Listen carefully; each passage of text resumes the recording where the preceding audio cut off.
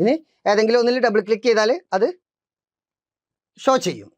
ഇനി ഇവിടെ കാണുന്ന ഈ ഓപ്ഷനിൽ തന്നെ മറ്റൊരു ഓപ്ഷൻ കൂടിയുണ്ട്, full screen mode. Full screen മോഡിൽ ക്ലിക്ക് ചെയ്താൽ ഇത് ഫുൾ സ്ക്രീൻ ആയിട്ട് മാറി. അതായത് റിബൺ ടാബൊക്കെ ഒഴിവായി ഫുൾ സ്ക്രീൻ ആയിട്ട് വർക്ക് ചെയ്യാൻ കുറേ കൂടി സ്പേസ് കിട്ടി നമുക്ക്.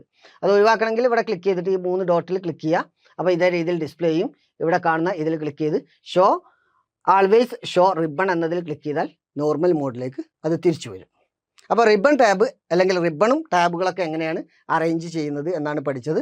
നമ്മൾ ഓപ്പൺ ചെയ്യുമ്പോൾ ഇങ്ങനെ ഇല്ലെങ്കിൽ ഇതേ രീതിയിലൊക്കെ അത് മാറ്റിയെടുക്കാൻ കഴിയും.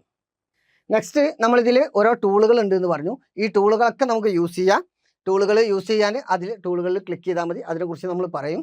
ഇനി നമ്മൾ പറയാനുള്ളത് ക്വിക്ക് ആക്സസ് ടൂൾ ബാറാണ്. ഇവിടെ മുകളിലൊരു ടൂൾ ബാർ കാണാം. ഇവിടെ സേവ്, അൺഡു, റീഡു, അതുപോലെ തന്നെ ഒരു ക്വിക്ക് ലോഞ്ച് ഐക്കൺസ് ഉണ്ട്. ജസ്റ്റ് നമുക്ക് നോക്കാം. ഇത് സേവ്, ഇവിടെ അൺഡു, റീഡു,